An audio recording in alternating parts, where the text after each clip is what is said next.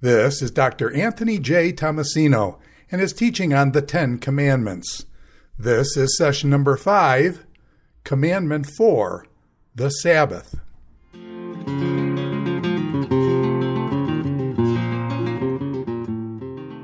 So moving along now to the 4th commandment, remember the Sabbath day to keep it holy. But some of you are familiar with the name Eric Liddell and the movie The Chariots of Fire. Remember that? One of the few movies that has a clearly religious theme that ever won major acclaim, but probably more for the music than anything else, I would imagine. But Eric Liddell was a Scottish sprinter who had been selected to compete in the 1924 Olympic Games. And the problem was that Liddell was a very devout Christian, and he refused to race on Sundays. So consequently, when he learned that the finals for the 100-meter dash would be held on a Sunday, he decided to bow out of that event, which was his best event. And he chose instead to run the 200 and 400-meter races. Before the 400-meter race, we're told that he was handed a note by a woman, and he opened it up, and there was scripture scribbled on the note. It said, "He who honors me, I will honor." And Liddell went on to win the gold medal in the 400-meter dash, even though it had not been his best event. Now, thanks to Hollywood, Liddell has probably become one of the most famous Sabbath keepers in recent history, but should be noted he's really not the only one. There are actually several others, particularly pro athletes, who were quite prominent.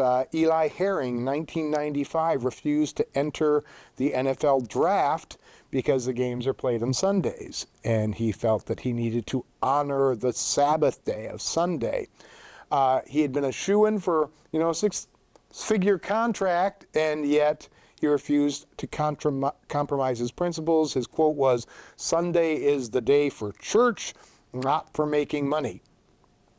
Michael Jones was a soccer player, rugby player rather, star rugby player in the 1991 New Zealand World Cup match scheduled on a Sunday, and Jones refused to play because it was on Sunday. And as a result, his team came in third.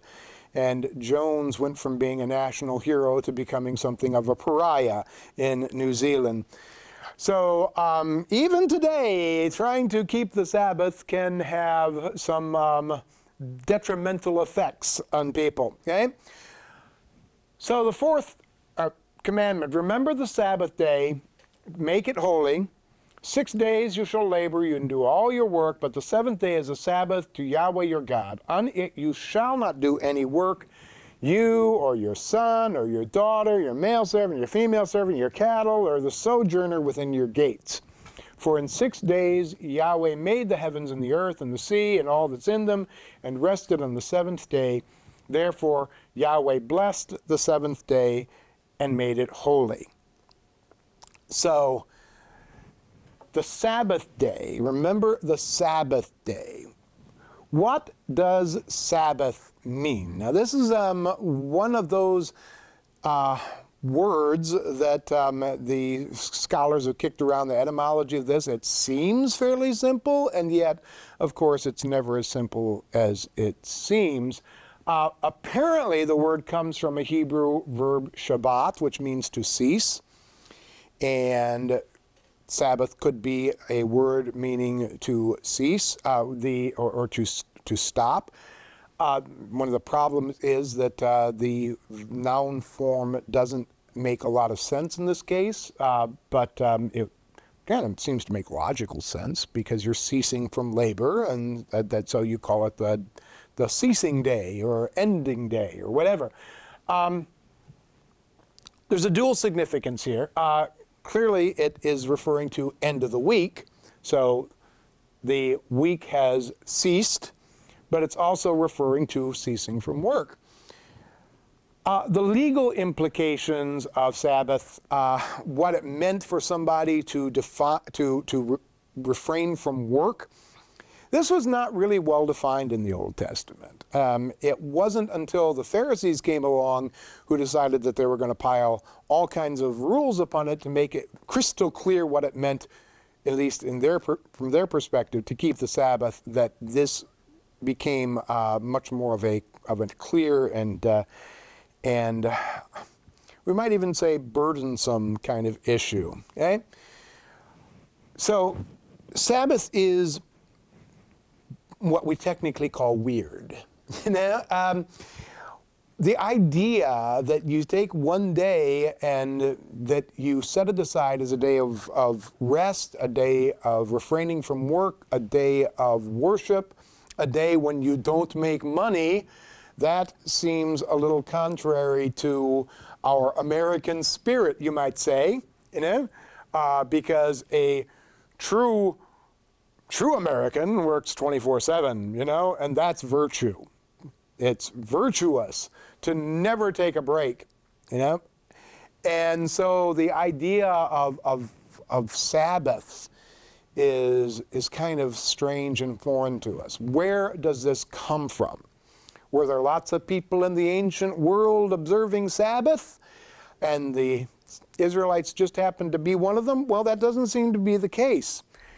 Now, this is kind of interesting.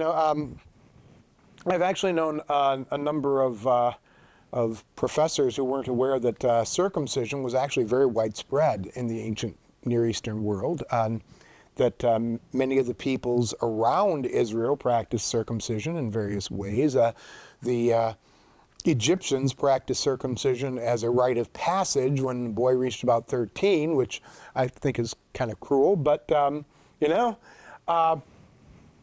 taboo on pork is another thing that was really quite common in the ancient world. There were several other peoples around Israel who wouldn't eat pork either, besides just Jews. But there is no evidence of any of Israel's neighbors observing every seventh day as a day of rest. There is some evidence that the Egyptians might have set aside the 10th day, but there's not a lot of clear, the evidence is sort of contradictory. And so it's not really certain and what kind of significance they attach to that. Clearly, for Israel, the Sabbath day was an identity marker. It was a sign of the covenant of Sinai, much as circumcision was a sign of the covenant of Abraham. And so they regarded it as something that made them unique and set them apart from other peoples as well, and it did. It's that simple. Why did they get this notion? Where did it come from? Back around early 1900s, a German scholar by the name of Meinhold came across a Babylonian term, Seputu, which has also been interpreted as Sebutu because the morpheme can be or phoneme can be pronounced kind of either way in Babylonian. Old theory thought that the Sebutu, which was apparently some kind of a festival in Babylon that occurred monthly, might have been the origin of the Israelite idea of the Sabbath. There is some possible evidence, and for a long time this theory kind of fell out of favor, and yet now it seems to be coming back again. And so just very briefly, what some of the things that seem to be in support of this idea would be that oftentimes in the Old Testament, when Sabbath is mentioned, it's mentioned in connection with new moon. So in the book of Kings, we'll look at a couple of passages which will talk about the new moon or the Sabbath. In the books of the prophets that sometimes mentioned, I hate your new moon festivals and your Sabbaths. And so new moon and Sabbath are oftentimes hooked together. And so this old theory surmised that Sabbath could refer to the full moon. and that this was somehow derived from the Babylonian idea that you had this monthly festival. And so the Sabbath was originally a monthly festival that was celebrated in the new moon. On the other hand, some very ancient texts in the Bible talk about how every seventh day you were to rest and to give your animals rest and give the land rest, etc., etc. But some of those passages, in fact, some of the passages which scholars consider very early, do not use the word Sabbath. So the theory is that eventually the Sabbath, which was a full moon festival, came together and it got merged with the seventh day of rest thing and became the Sabbath day. Very speculative, not a whole lot of evidence behind it. Clever, but I'm not sure if we can really say that it's convincing. If that isn't the source, then we are still left with some issues, because it is a little bit contradictory. It is a little. Some of the evidence is spotty, to say the least. So, the biblical record indicates that the Sabbath was observed in Israel even before the giving of the Ten Commandments, which is interesting. Here, the passage which is of most interest to us comes from Exodus chapter 16. And this is the story of the giving of the manna. Okay, so you remember the way that the story goes is that the people cried out to the Lord, were complaining because they didn't have any bread, so God sent manna. Every morning they would go out and gather the manna, but they were told they were not to gather manna on the Sabbath day. And this is really the earliest reference to Sabbath day in the Bible, Exodus 16. He said to them, "This is what the Lord commanded. Tomorrow is to be a day of Sabbath rest, a holy Sabbath to the Lord. So bake what you want to bake, boil what you want to boil, save whatever is left, and keep it over until the morning." This is before Exodus chapter 20, before the law is given at Sinai. So the implication is that the seventh day was already set aside as Sabbath rest before the giving of the law at Sinai. Significance, kind of hard to say. They saved it until morning, and Moses commanded that it did not stink or get maggots. "Eat it today," Moses said, "because today is a Sabbath to the Lord. You will not find any in the ground today," which might imply that God himself rests on the Sabbath day. 6 days you are to gather it, but on the seventh day, the Sabbath, there will not be any. So this is the first mention of Sabbath in the Bible. And as I say, again, it occurs before the giving of the law at Sinai. Does that seem strange? Well, a little bit. But you got to remember, the Israelites believed that you shouldn't kill before they were given a command at Sinai saying you shall not kill. So to believe that they were to observe the Sabbath even before they got the formal command, the command in the Sinai covenant formalized it, but it doesn't mean that there was no possibility of having observed Sabbath before the giving of the Sabbath law. According to Exodus 20, the foundation of the Sabbath is in creation. Also, Exodus 31:17 repeats this affirmation. Why do we observe Sabbath day? We observe Sabbath day because God established the principle himself. God worked 6 days. On the seventh day, God rested from his work. Therefore, you people can work 6 days, but on the seventh day, you must rest. Deuteronomy 5 does not mention creation. We remember this from maybe a couple of lectures back. Rather gives another rationale for the Sabbath. Remember, you were a slave in the land of Egypt. The Lord your God brought you out of there with a mighty hand and outstretched arm. Therefore, the Lord your God commanded you to keep the Sabbath day.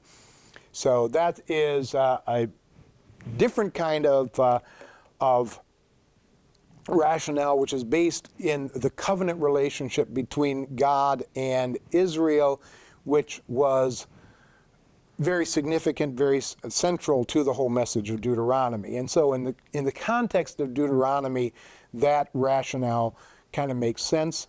Otherwise, you read through the Deuteronomy reiteration of the Ten Commandments, and everything is pretty much the same as it is in the book of Exodus. So I don't think we should see these as contradictory. Rather, I think we should see these as supplementary. I think that the rationale initially in the minds of the Israelites is that the seventh-day cycle was established by God at creation, and that the case of the fact that the Israelites had been themselves enslaved, they knew what it was to be worked and driven without rest. They needed to be people of compassion because the Lord had demonstrated to them his compassion when he brought them out of Egypt. Numbers and Leviticus frequently discuss the Sabbath, but they never give a rationale for why the Sabbath was to be observed. So we're stuck, we might say, with a bit of a theological conundrum. Does God need to rest? If you take the story of Genesis very literally, God ceases from his labor on the seventh day and then blesses the seventh day, and the seventh day becomes the day which his people too are to rest, following the example of God. We can take this very literally, but if we did so, we would be going against a long tradition in the church and in Judaism, which took this more figuratively than literally. Both Jews and Christians were offended by the notion that God would need to rest. And so rather than interpreting this literally, both traditions held that the story was meant to be a lesson for us, not because God needed rest, but because we need rest. And so the principle for why there would be a day of rest was established at creation itself as a way of establishing a life rhythm that's really foundational to the universe. The Sabbath isn't to be just a Jewish thing. It isn't to be just an Israelite thing. The Sabbath isn't like regulations regarding not eating pork. It's not like regulations about not having two different kinds of material in your clothing. Rather, the Sabbath is established even before any of those principles and is to be binding, in a sense, upon all of nature, not simply upon the Jewish people. Of course, being part of the Ten Commandments, it becomes a special part of the relationship between God and his people, as they say, an identity marker, and yet the rationale moves it beyond that context and places it in a larger context of God's relationship with all of creation. Now, in the Old Testament, theoretically, the penalty for breaking the Sabbath was very, very severe. Numbers 15, while the people in Israel were in the wilderness, they found a man gathering sticks on the Sabbath day. And those who found him gathering sticks brought him to Moses and Aaron and all the congregation. They put him into custody because it had not been made clear what should be done to him. And the Lord said to Moses, the man shall be put to death. All the congregation shall stone him with stones outside the camp. And all the congregation brought him outside of the camp and stoned him to death with stones as the Lord commanded Moses. The idea here is that the community was endangered by his action, and therefore the community would take responsibility for his punishment. It's, I guess, difficult for us to wrap our minds around so severe a punishment for something that seems to us so minor, but when you think about it and about the possible consequences of one person deciding that they're going to ignore the Sabbath day, it can become more, I think, make a little bit more logic sense to us, at least, even if, I don't think the shock is ever going to quite wear off. But I remember back when I was a student in seminary in Wilmore, Kentucky, many, many moons ago, that society was going through some changes in those days. Wilmore had been what we call a blue city, where you don't do any business on Sundays, and everything was closed. And somebody decided that they were going to open up their convenience store on Sundays. And one of the arguments which was made against it, it really was quite the controversy in the little bitty town of Wilmore, Kentucky. But one of the arguments that was made is once one business opens up on Sunday, all the businesses will think they have to open on Sunday. And what happened is, indeed, the business opened on Sunday. And many of us, myself included, true confessions, actually stopped in on Sundays and bought stuff at that little business. And now, Wilmore is no longer a blue town. There are many other businesses open on Sundays. Did that first business open the dams or something? Very possibly. It is all too true that that the community as a whole might feel the need to compete and to follow along with the example set. And so the idea here was that the community was taking it upon itself to police itself, to make sure that the Sabbath was observed throughout their generations. That if one person starts thinking that they can get ahead by working on the Sabbath day, that soon everybody will feel an obligation to do the same. Well, how about in Old Testament history? How do we see the Sabbath day acting out and worked out in the rest of the Old Testament? Outside of the Pentateuch, we rarely see the Sabbath mentioned.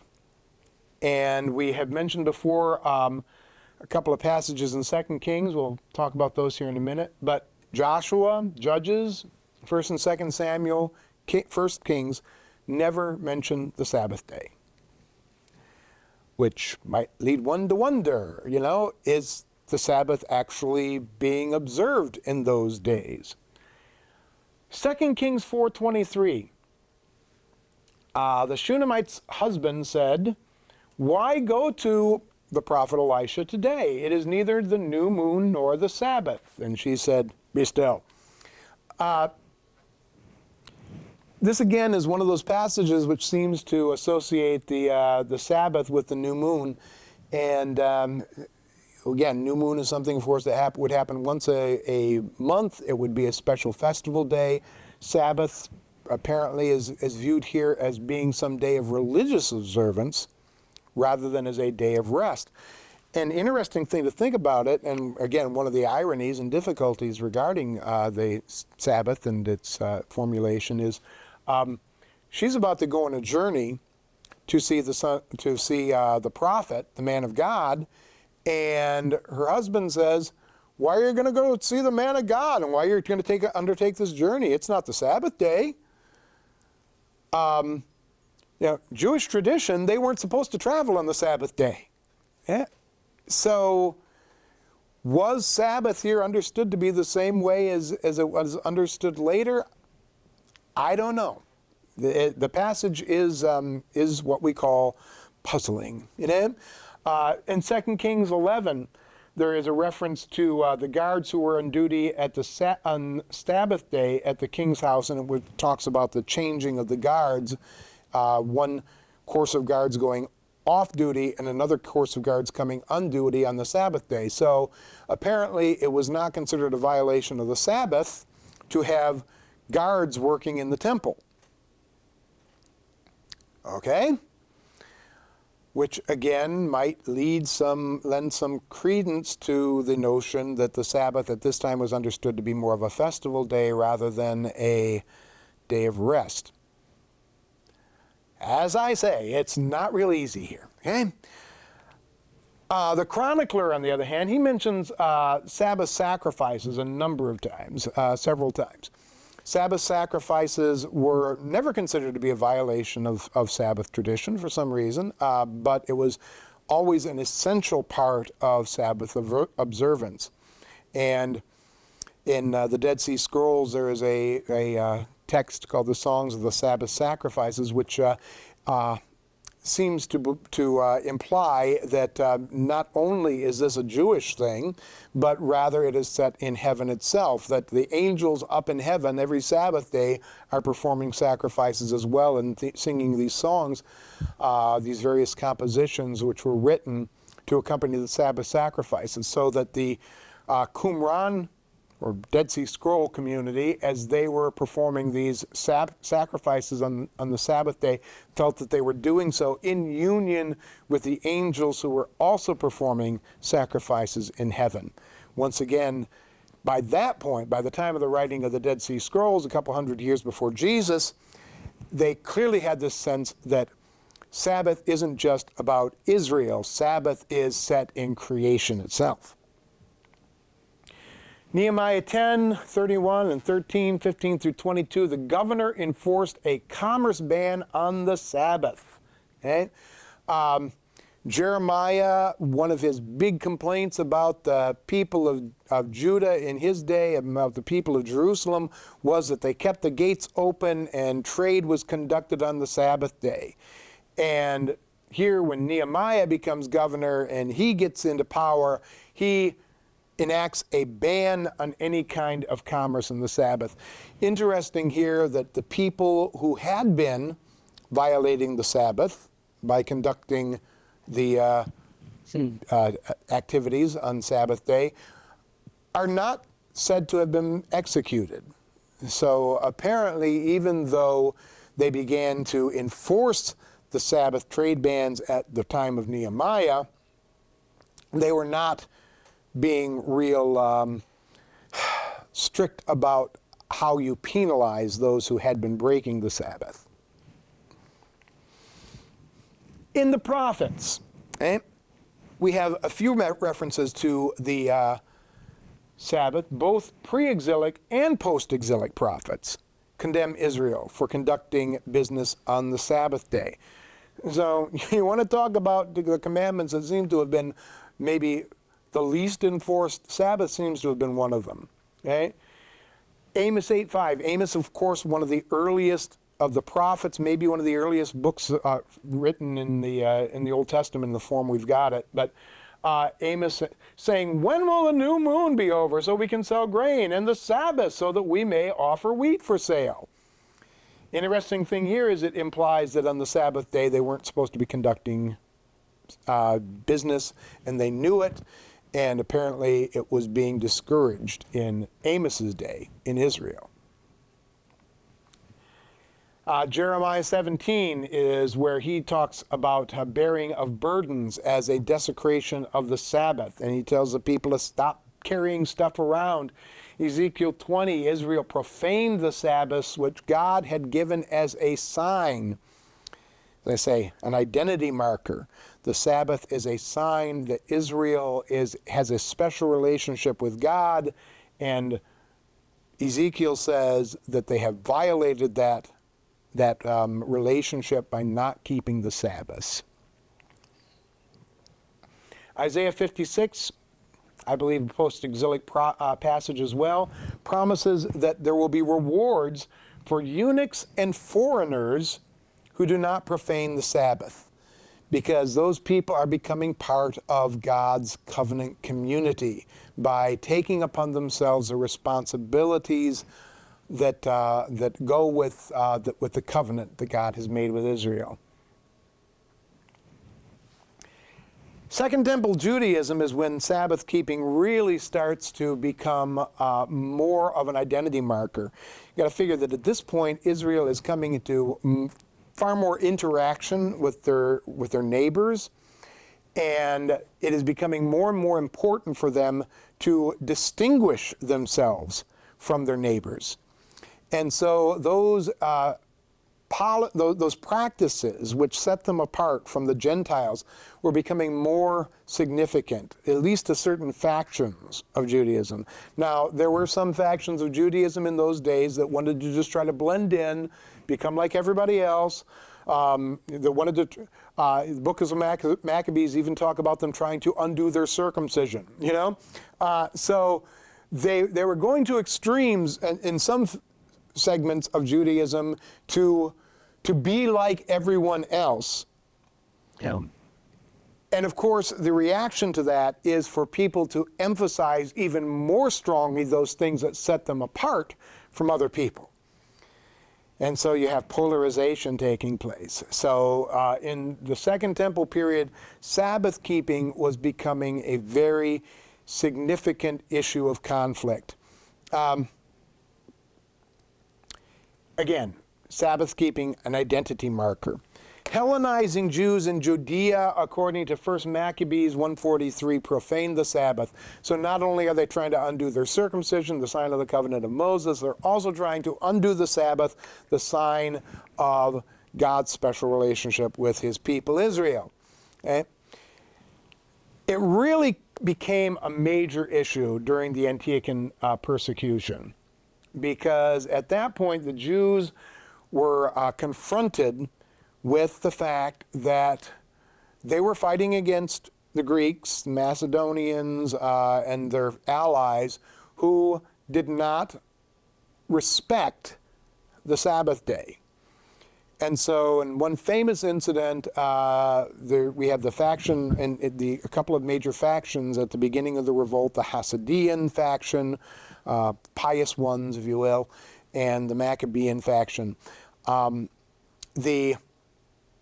A group of the Hasidians were attacked on the Sabbath day by the Greek forces, and they refused to defend themselves.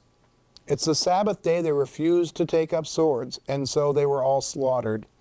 The Maccabees at that time swore an oath saying, "We will fight against anyone who attacks us, even if it is on our Sabbath day." So the Maccabees took on this policy that said that preservation was more important than even this identity marker. That was not without controversy. And there were people who criticized them for that later. And there are still people today who debate whether or not that was the right choice to have made. But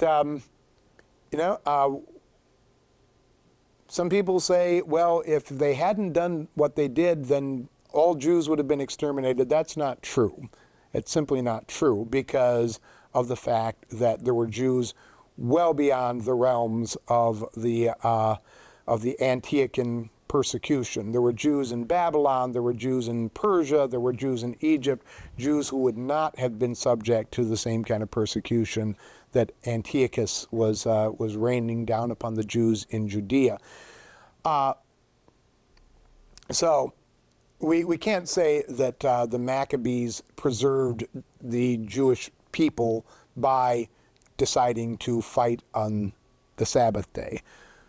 The flip side of the coin, of course, is that if the word had spread that the Jews wouldn't defend themselves on the Sabbath day, then, of course, a very wise policy would have been for the Greeks to only attack them on the Sabbath day. And very soon the Antiochian revolt the Maccabean revolt would have been over. So you can see it from two sides, I suppose. But during the Second Temple period, after the time of the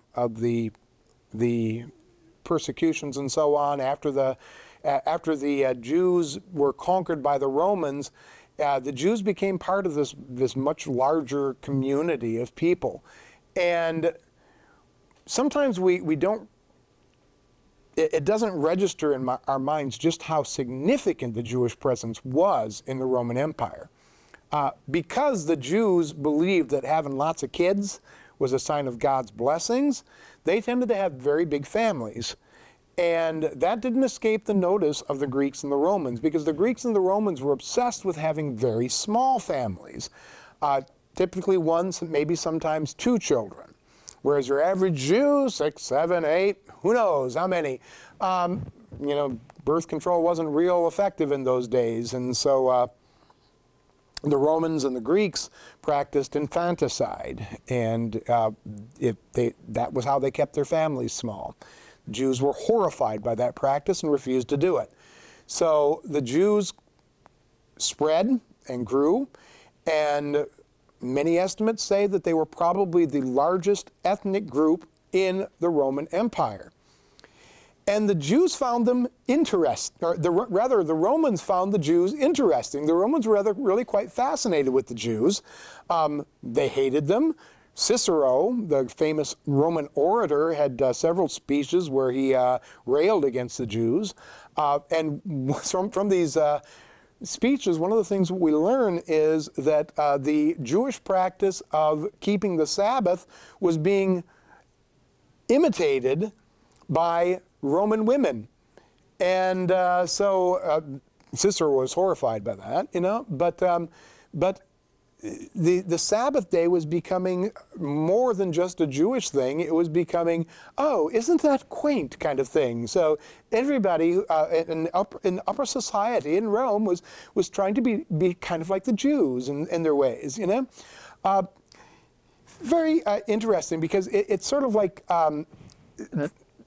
the Romans were intrigued by anything that seemed novel, and particularly things that came from the East that seemed a little bit strange and unusual, like that secret name Yahweh, for instance. So the Jewish Sabbath day was adopted by some of the Gentiles, some of the Romans, and not by any means by all of them, not by any means, but by some of the Romans as well. So it was becoming more notarized,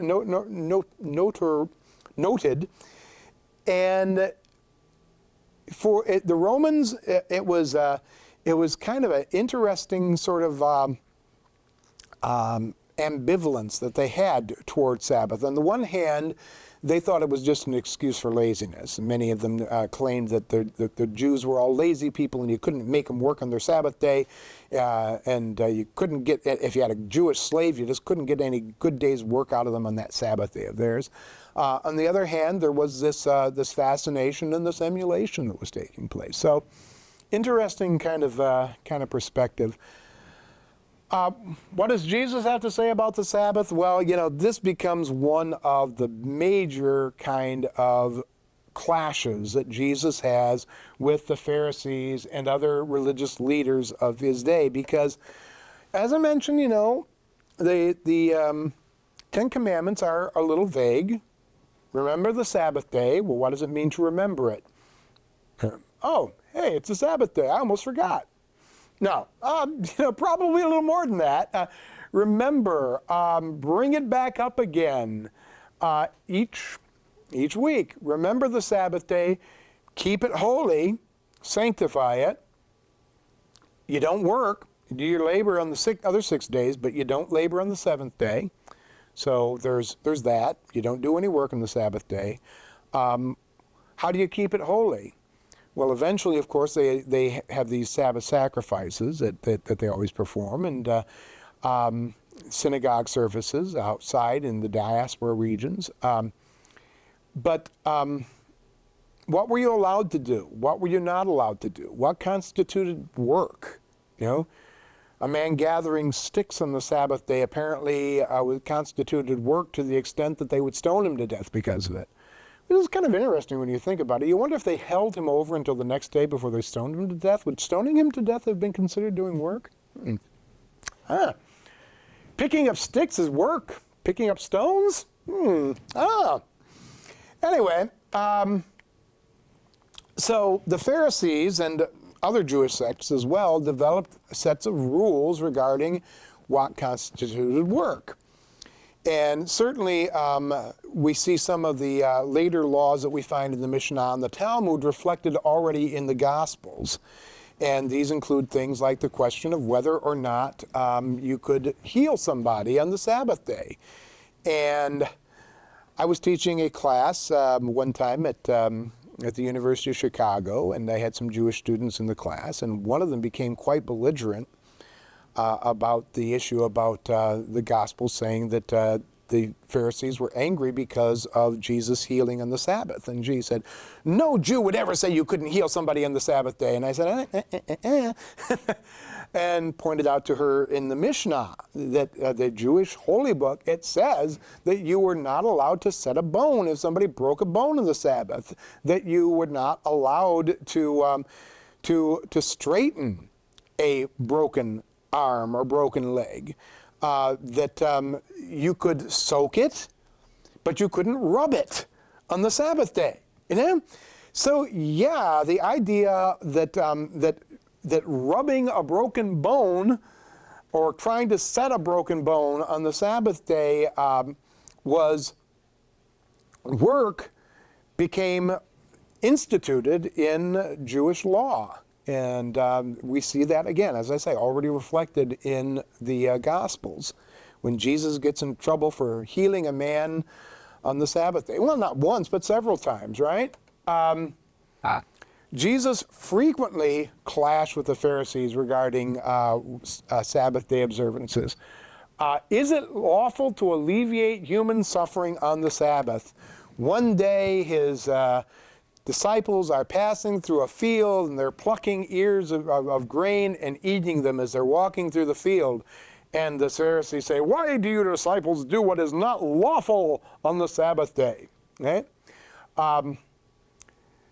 If all the grain had been lying in a heap somewhere and they'd picked up a handful and eaten it, that would not have been a violation of the Sabbath day. But because they're plucking the grains, it is a violation of the Sabbath. Okay?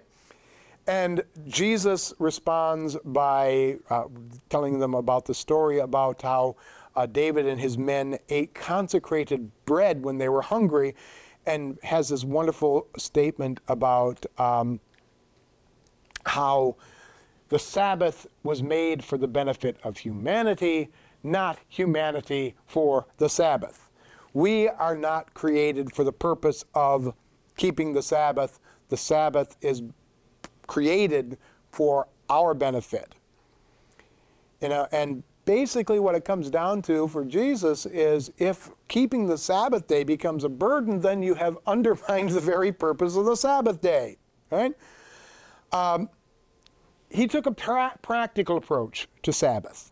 Maintain its benefits, maintain the benefits of rest, maintain the benefits of worship, but not by a legal adherence to a whole bunch of rules. That was clearly what Jesus tried to get across with the Sabbath. The Sabbath is meant to be beneficial to us, not a burden to us. Later in the New Testament, we find that there is a continuing, not emphasis on Sabbath, but several mentions of Sabbath day. The book of Acts depicts the disciples several times going to synagogue on the Sabbath day. So they continue to observe Sabbath. Even though they're followers of Jesus, they're continuing to go to synagogue, and typically they're teaching there, right? Paul warned the Colossians, who were not originally Jewish, most of them probably, not to allow people to judge them on how they kept the Sabbath day. Yeah? And interesting question here, is Paul telling the Colossians that they don't have to keep Sabbath, that they can just ignore it? I don't think so. Rather, it has to do with those Judaizers, those people who would want to impose rules on the Colossians about how Sabbath should be observed. And Paul says, don't let them tell you that you're doing it wrong. Yeah? Do it the way that works for you. What benefits you? That's Jesus' approach. You know, what benefits you? How does Sabbath work for you? How is it a day of rest for you?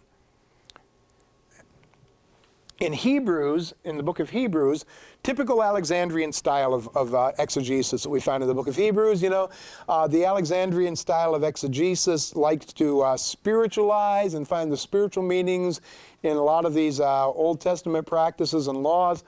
And our author of Hebrews seems to follow that same kind of example. When he sees a spiritual significance in Sabbath day, he argues that the Sabbath is a foreshadowing of the rest that we will have in heaven.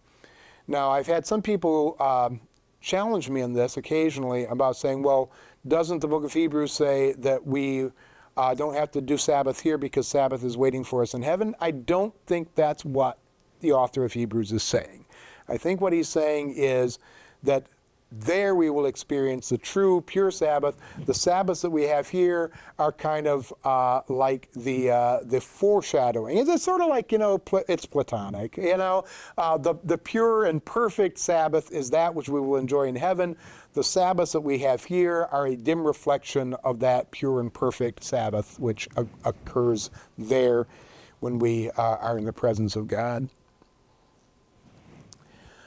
Should point out, no New Testament authors actually repudiate the idea of keeping the Sabbath. Nobody ever says in the New Testament, you need not keep the Sabbath, or certainly nobody says you shall not keep the Sabbath day.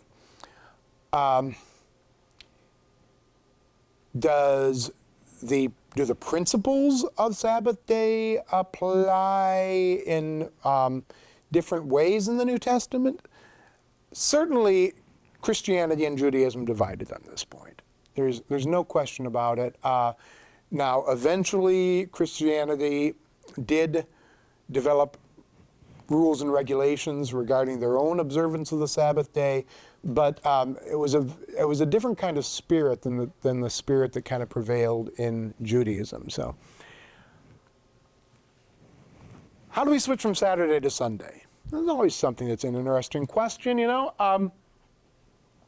And once again, we see already in the time of the apostles, the New Testament tells us that the Christians gathered on the first day of the week, Sunday, the day of Christ's resurrection. They did this according to Acts 20, according to 1 Corinthians. They were coming together on the first day of the week. Okay? Were they calling it Sabbath? No, they were not calling that the Sabbath day at that time. It was the Lord's Day, it was the first day of the week, and that was being set aside as a special time of worship. Why were they doing that? Very likely it has to do with the fact that in the Roman world, Sunday was the day of rest, or the day of that you got off of work. And reason being because that was typically the day when they would have the great festivals regarding the sun and those kinds of things. So when you had these big parties on Sunday, you let your slaves off of work. Well, Christians took advantage of that, and they would gather and they would have their meetings, because so many of the early Christians were slaves. So many of them had to work on Saturday, and so they just met on Sunday instead. As the church became more Gentile, it began to distance itself from the Jews by focusing more on Sunday. And we see this in some of the rhetoric of some of the early church fathers. Already by 100 AD, it was common practice that the church would observe Sunday as its day of worship and rest rather than Saturday. And yes, there were early church fathers who were repudiating the Jewish Saturday Sabbath. And so the conflict was beginning at this point. It seems to have started out in a very practical way, a way of honoring the fact that you're supposed to have a day of rest and a day of worship and focus on God, but you couldn't do it on Saturday because of the Roman calendar. I think Jesus would have approved, and you infused the day off, Sunday, with a new meaning. This is the day when God created light. This is the day when Jesus rose from the dead. What better day for us to get together to worship, to set aside time for refreshment and for family than on Sunday. And so Sunday became kind of the Christian identity marker. The formalization of Sunday as day of rest occurred in 313 A.D. when the Emperor Constantine declared it. Sabbath day actually came a little bit later, that Sunday was declared Christian as Sabbath day. So that's, I'm not even sure if that's ever been formalized. I would actually have to check on that. But it really did come a little bit later in church history before the Sunday was declared the Christian's Sabbath. It was informally our Sabbath, though, and it has been informally our Sabbath really since the 1st century A.D. Again, I already mentioned this a couple of times. Jesus had a practical approach to the Sabbath, and here too we see that the day of observation of the Sabbath was practical, that it just made more sense for the church to do it on Sunday. And so I believe that that is keeping with the spirit of Sabbath. So, should Christians today observe Sabbath? This is kind of like the crux of the whole thing, because there are those who say, no, Sabbath was a Jewish thing. It was part of all those laws that made Jews part of God's covenant people. We are not bound by those laws any more than we are bound by the laws that say that you need to abstain from pork, you know? We are not bound by Old Testament laws. I don't really think that Israel was bound by Old Testament laws. I think it was freed by Old Testament law, but that's another question. Paul uses the image of the law as a tutor. It teaches us good principles, and that those principles are things that we continue to observe. You know, when you are under a tutor, eventually you graduate and you don't need a tutor anymore. Does that mean you forget all the lessons you learned? Let us hope not. You know, rather, the lessons that we learned, those things that were truths that were placed in us by the tutor, continue to have significance for us later. I mean, we don't have somebody standing over us with a stick ready to whack our hands if we don't get our lessons right, but we incorporate the principles into our hearts, into our souls. Though Sabbath was a sign of the Sinai covenant, it was established at creation. That is the rationale given in the book of Exodus. It is the rationale that is later cited by the rabbis and in intertestamental Judaism. The understanding is that there is something universal about Sabbath, not something specifically Jewish about Sabbath. Jesus emphasized the keeping of the Sabbath as a benefit for humanity, not just a benefit for Israel. Jesus did not say the Sabbath was made for Israel, not Israel for the Sabbath. He said the Sabbath was made for humanity, for all of us to benefit from receiving a day of rest, a day of refreshment. So let's talk about some of the benefits of having a day of rest here. And these are all pointed out in various scriptures in the Old Testament and in the New Testament as well. First of all, the environmental benefit of Sabbath. The world needs rest. Okay? Living creatures need rest. You're going to let your animals rest on the Sabbath day. You know, cats don't have any problem. They've got that part mastered. But the land was to have its Sabbaths. Now, those Sabbaths usually like were one every 7 years, or monthly Sabbath or something like that. But there were days when the land was to be given rest, and so it could refresh itself. The animals were to be given a day off every week. Now, don't push your animals. Don't work them. They need rest. So the idea of having a time of rest for the land, for the world, for your creatures, and for yourselves. All that was very significant and very important and central to the establishment of Sabbath, and still benefits us today. You know, there have been various times in history when tyrants have tried to do away with the seventh-day Sabbath. And it was done in France during the French Revolution. The Russians tried to do it at one time because the idea was that if they could get rid of the Christian Sabbath, that they could undermine Christianity and their New World orders. It didn't work because people need rest. The land needs rest. The animals need rest. When they tried to switch France over to a 10-day work week, they found that the horses were dying of exhaustion. Now, there is something built into our world that just seems to work better on that 7-day cycle, which, by the way, I should point out, is a Jewish thing. You know, there is, you look at the Babylonians or the Egyptians or the Romans, they didn't have 7-day weeks. That all came from the Jews. But it works. You know, God seemed to know what he was doing for some strange reason. The ethical rationale. Our responsibility to give other people and animals the rest they need. Of course, this is emphasized both in Exodus and in Deuteronomy, the idea that you're not to work people to the bone. Okay? Sabbath keeping in our country has been enforced by the state. We have these Sunday laws. This is from the province of Ontario. Prohibits labor, with certain exceptions, you know, except for certain required tasks. And if somebody couldn't take a Sunday off, they could take another day off. You know, the important idea there was that you got a time of rest.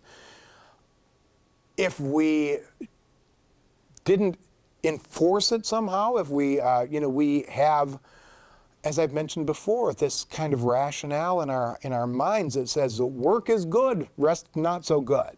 You know? And so we push people, and it has drastic consequences, as we've seen in some societies in our own day where people are dying on the job from exhaustion. The plan of God is that people would not be able to work their employees to the bone. They had to give them fair times of rest. And so there is that ethical implication built into the Sabbath as well. We have a responsibility to the oppressed. We have a responsibility to protect them from those people who would exploit them. There are people who would work their people as long as they could, as long as they could make the money off of them. And there are people who are desperate enough that they will continue to work well beyond when they should be working. By planning on following that cycle, which has that built-in day of rest, we are putting ourselves on the side of those people who are oppressed, on the side of those people who are being exploited by the greedy. And then, of course, there's a spiritual side to it as well, because keeping the Sabbath day holy means, keeping it set apart for God. There should be a sense where we can devote a portion of our time each week to worship, to reflection, to family and reconnecting in holy ways with our neighbors and with our own loved ones. We've got a day that kind of sets a pattern for the rest of our week when you think about it. How do you spend your Sunday it's going to make an impact on the rest of your week in one way or another. If we spend our Sundays, on the golf course, we're not getting the kind of holiness. We're kind of getting frustration, probably. If our days are spent in front of the television set or at the office, as many people do these days, we are avoiding And we're avoiding a possible encounter with God, and we are cutting ourselves off from those opportunities that we have to meet with others, to have our spirits encouraged, to get ourselves refreshed for the rest of the week, where we're going to be out there going about our daily tasks and perhaps cut off from those very things that would feed our souls, our spirits. Tell you a little story here. More than 75 years ago, there was a woman by the name of Letty Cowman. She was a missionary and an author. And she shared a story about a traveler who was making a long trek through Africa. And they had hired men from a local tribe to carry their loads for them. Well, first day, they went rapidly through, and they marched far, and the traveler was just excited about how good a progress they're making. Second morning, the tribesmen refused to move, just sat down, and they rested. And when the travelers cajoled them and offered them more money and tried in various ways to get these people to move, they simply refused. And so finally, they did something that would seem maybe kind of obvious to us. They asked why they wouldn't go on any further. And what they said was they had gone too far on the first day, and now they had to stop to let their souls catch up with their bodies. Letty Cowman concluded by exhorting people in this way. She said, "This whirling, rushing life, which so many of us live, does for us what that first day of March did for those poor jungle tribesmen. The difference is they knew what they needed to do to restore life's balance. Oftentimes, we do not." Of course, think about it, that was 75 years ago, and how much more whirling is the pace of life today, how much more precious, how much more important might Sabbath day be, how much more significant could it be for us to, in fact, let our souls catch up with our bodies by taking a day of refreshment, of rest, and of Sabbath.